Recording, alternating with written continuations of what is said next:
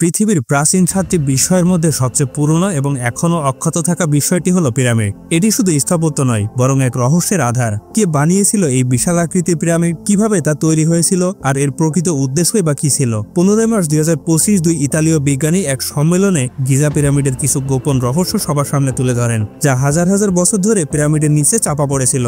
তারা পিরামিডের নিচে টিউবের মতো একটি বিশাল নেটওয়ার্ক আবিষ্কার করেছেন, যেটা মাটির নিচে দুটি বড় চেম্বারের সাথে মিলিত হয়। এই চেম্বার দুটি এত বড় যা প্রায় দুটা ফুটবল মাঠের সমান। এই আশ্চর্যজনক দাবি ইন্টারনেট জগতে আলোড়ন সৃষ্টি করে দিয়েছে। যারা এতদিন ধরে ভাবছিলেন পিরামিডগুলি শুধু ফেরাউনদের সমাধি, তাদের এই ধারণা বদলে দিয়েছে। 2 কিলোমিটার নিচে এই জটিল নেটওয়ার্ক পিরামিডগুলির একটি নতুন উদ্দেশ্য প্রকাশ করেছে। কিন্তু এই দাবিগুলোর মধ্যে কতটা সত্যতা আছে? পিরামিডগুলি কি আসলে কেবল মিশরীয় ফেরাউনদের সমাধি ছিল, নাকি তাদের অন্য কোনো উদ্দেশ্য ছিল, যেটা আমরা কল্পনাও করতে পারছি না? স্বাগতম এক্সপ্লেনেশনের আরেকটি রহস্যময় এপিসোডে। ভিডিওটি সম্পূর্ণ দেখার অনুরোধ রইল। আর যারা আমাদের চ্যানেলে নতুন, তারা অবশ্যই পাশে থাকা সাবস্ক্রাইব লেখাতে প্রেস করে বেল আইকনের অপশনটি সিলেক্ট করবেন। সাহারা মরুভূমিতে এমন একটি জায়গা আছে যেখানে সময় থেমে গেছে। এখানে 3টি পাথরের পাহাড়, যা হাজার হাজার বছর ধরে মানব ইতিহাসের সবচেয়ে বড় রহস্য হিসেবে নীরবে দাঁড়িয়ে আছে। একবার ভাবুন, যে পাথর দিয়ে এগুলো বানানো হয়েছে, প্রতিটি পাথরের ওজন একটি বুলডোজার বা একটি সম্পূর্ণ বোঝায় 20 ফুট কার্গো কন্টেনারের ওজনের সমান। এমন 23 লক্ষ পাথর একত্রিত করে মাত্র একটি পিরামিড তৈরি করা হয়েছে, তাও কোনো ক্রেনের সাহায্য ছাড়াই। গিজা পিরামিড কেবল মিশরের গর্ব নয়, এটি একটি 4500 বছর পুরনো ধাঁধা, যা বিজ্ঞানী, প্রত্নতাত্ত্বিক, ইতিহাসবিদরা আজ পর্যন্ত সমাধান করার চেষ্টা করছেন। আজ পর্যন্ত পিরামিডের ভেতরে যত আবিষ্কার হয়েছে তাতে দেখা যাচ্ছে যে এগুলো প্রাচীন মিশরীয় ফেরাউনদের সমাধি ছিল। কিন্তু এগুলো কি আসলে কেবল সমাধি ছিল? এর উত্তর আজ পর্যন্ত পাওয়া যায়নি।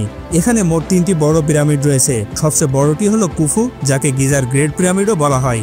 দ্বিতীয়টি হলো কাফরে এবং তৃতীয়টি হলো মেনকাওরে।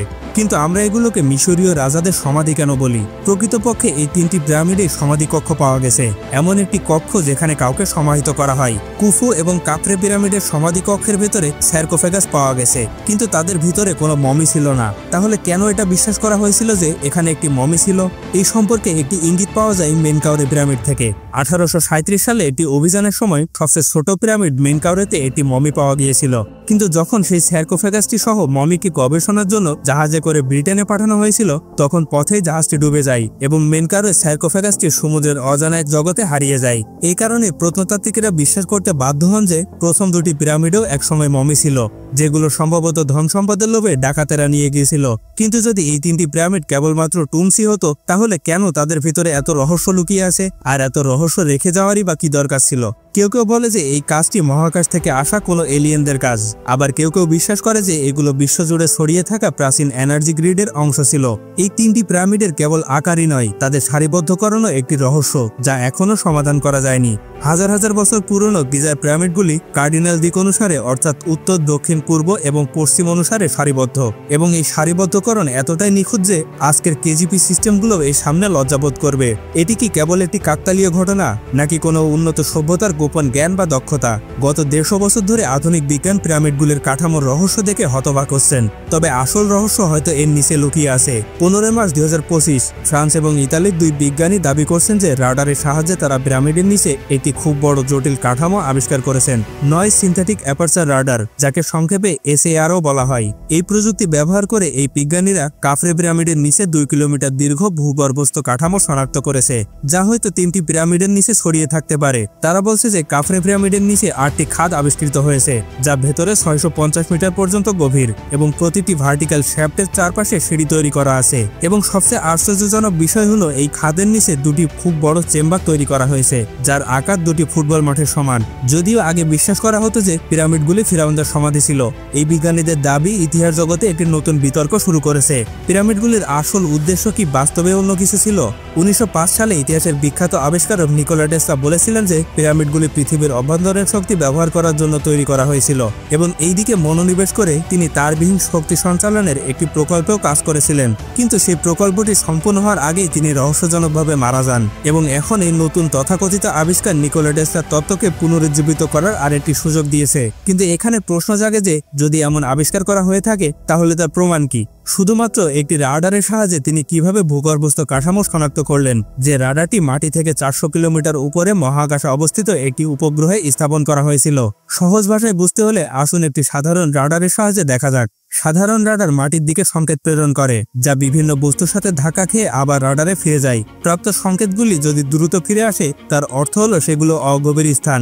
যেখানে মাটি গভীর, সেখানে সংকেতটি প্রতিফলিত হতে এবং ফিরে আসতে আরও সময় নেবে। এইভাবে বিভিন্ন বস্তুর আকার এবং তাদের দূরত্ব অনুমান করা হয়। কিন্তু সমস্যা হলো, এই সংকেতগুলি পাথরের মতো কঠিন বস্তু ভেদ করতে পারে না, এমনকি মাটির ভেতরে মাত্র কয়েক ফুট প্রবেশ করতে পারে। তাহলে তারা পিরামিডের 2 কিলোমিটার নিচের কাঠামো কিভাবে শনাক্ত করলেন? বিজ্ঞানী কোরাডো মালিঙ্গা এবং ফিলিপো বাউন্ডি বলেছেন যে তারা পৃথিবীর কম্পনগুলিকে সংকেত হিসেবে ব্যবহার করেছেন, যা সিনথেটিক অ্যাপারচার রাডারে ধরা পড়েছিল। আমাদের পৃথিবী সর্বদা খুব সূক্ষ্ম কম্পন উৎপন্ন করে, যা শব্দ, তীব্র বাতাস, শহরের জঞ্জাট অথবা মিশরের ক্ষেত্রে নদীর জলের প্রবাহের কারণে হতে পারে। এই ক্ষুদ্র কম্পনগুলিকে মাইক্রো মুভমেন্টও বলা হয়, যা মাটির বিভিন্ন অংশের মধ্য দিয়ে যায় এবং একটি সংকেত উৎপন্ন করে। উদাহরণস্বরূপ, একটি খালি বাক্স বাজালে একটি পূর্ণ বাক্স বাজানোর চেয়ে ভিন্ন শব্দ উৎপন্ন করে। একইভাবে পৃথিবীর ভেতরে বর্ত আছে, ফাঁকা জায়গা আছে, সেখানকার কম্পন ভরার জায়গা থেকে আলাদা। তাদের রিসার্চ অনুযায়ী যে স্যাটেলাইটের সাহায্যে তারা বিভিন্ন সময়ে পিরামিডের অনেক ছবি তুলেছেন এবং কম্পিউটারের সাহায্যে তাদের কম্পন বিশ্লেষণ করেছেন, কম্পনের ধরন দেখে কম্পিউটার সফটওয়্যার অনুমান করেছে যে কোন আকৃতি কোন বিন্দুতে মাটির কত গভীরে হতে পারে এবং এই ডাটাকে একটি 3D শেপ দিয়েছেন, যা কেবল একটি ধারণা যে পৃথিবীর নিচে 8টি শ্যাফটস এবং তাদের নিচে 2টি খুব বড় ফাঁকা চেম্বার রয়েছে। কিন্তু বাস্তবে এগুলো কেমন দেখায় এবং এগুলো কি আদৌ পিরামিডের নিচে আছে, এর জন্য খনন প্রয়োজন। এই দাবিগুলোকে সত্য প্রমাণ করার জন্য কোরাডো মালিঙ্গা এবং ফিলিপো বাউন্ডি পিরামিডের নিচে খনন করার অনুমতি চেয়েছেন, যা মিশরীয় সরকার কোনো অবস্থাতেই দেবে না। বৈজ্ঞানিক সম্প্রদায় কোরাডো মালিঙ্গা এবং ফিলিপো বাউন্ডির এই দাবিকে মিথ্যা বলছেন। মিশরের বিখ্যাত প্রত্নতাত্ত্বিক জহির হাইওয়াস আরও বলেন যে এই দাবিগুলো কেবল খ্যাতি অর্জনের জন্য করা হয়েছে, যদিও এর কোনো সত্যতা নেই। গিজা পিরামিড হাজার হাজার বছর ধরে আমাদের অবাক করে আসছে। যখনই এখানে কোনো কিছু সমাধান করার চেষ্টা করা হয়, তখনই একটি নতুন চ্যালেঞ্জ দেখা দেয়। পিরামিডের জ্যামিতিক আকৃতি থেকে তাদের নিখুঁত উত্তর দিকে অবস্থানরত এই গিজা পিরামিডগুলো অসংখ্য রহস্যে পরিপূর্ণ। উদাহরণস্বরূপ, গিজার গ্রেট পিরামিডের ভৌগোলিক স্থানাঙ্ক হল 29.9792458 ডিগ্রি নর্থ এবং আশ্চর্যজনকভাবে প্রতি মিটার পার সেকেন্ডে আলোর গতি 299792458 মিটার প্রতি সেকেন্ড। এই দুটি সংখ্যা আশ্চর্যজনকভাবে একই রকম। এত বড় কাকতালীয় ঘটনা কিভাবে ঘটতে পারে? শুধু আলোর গতি নয়, পিরামিডের আকৃতিতেও রয়েছে রহস্য। পিরামিডগুলিতে গোল্ডেন রেশিওর সঠিক গাণিতিক ব্যাখ্যাও পাওয়া গেছে। সেটা হলো পিরামিডের ভিত্তির এক পাশ 230.4 মিটার লম্বা।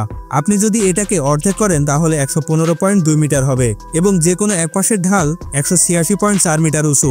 যদি আমরা এই দুটি রেশিও বের করি, অর্থাৎ 186.4কে 115.2 দিয়ে ভাগ করি, তাহলে উত্তর হবে 1.618। আশ্চর্যজনকভাবে আপনি যদি গুগলে এই সংখ্যাটি সার্চ করেন তাহলে জানতে পারবেন একে গোল্ডেন রেশিও বলা হয়। এই গোল্ডেন রেশিও এমন একটি সংখ্যা যা প্রকৃতিতে বারবার দেখা যায়। ফুলের পাতা, শামুকের খোলস এবং মানুষের মুখ, এই সবকিছুর মাঝেও গোল্ডেন রেশিও রয়েছে। গোল্ডেন রেশিও ধারণাটি প্রথম গ্রিক গণিতবিদ ইউক্লিড 2300 বছর আগে সংজ্ঞায়িত করেছিলেন, কিন্তু সেই সময়ে এটিকে ঐশ্বরিক অনুপাত বলা হতো। পরবর্তীতে শিল্প, প্রকৃতি এবং স্থাপত্যে এটি বারবার ব্যবহৃত হতে শুরু করে, আর আজ আমরা একে গোল্ডেন রেশিও বলি। তাহলে 4500 বছর আগে গোল্ডেন রেশিওর মান ব্যবহার করা কি কাকতালীয় ছিল না? এই সমস্ত তথ্যের পাশাপাশি যদি ইতালীয় বিজ্ঞানীর ভূগর্ভস্থ কাঠামোর এই আবিষ্কার সত্য হয়, তাহলে এর অর্থ হলো পিরামিড সম্পর্কে আমাদের এখন পর্যন্ত যা ধারণা ছিল তা সম্পূর্ণ ভুল। যারা মাটির উপরে এই পাহাড় তৈরি করেছিলেন, তারা মাটির নিচেও অনেক গোপন রহস্য লুকিয়ে রেখেছেন। এই সম্পর্কে আপনার কি মনে হয়? কমেন্ট করে আমাদের জানাতে ভুলবেন না। আজকে এ পর্যন্তই, দেখা হবে আরেকটি লজিক্যাল এপিসোড নিয়ে। ততক্ষণ পর্যন্ত ভালো থাকবেন, সুস্থ থাকবেন, আর ভিডিওটি ভালো লাগলে লাইক এবং সাবস্ক্রাইব করতে ভুলবেন না। ধন্যবাদ।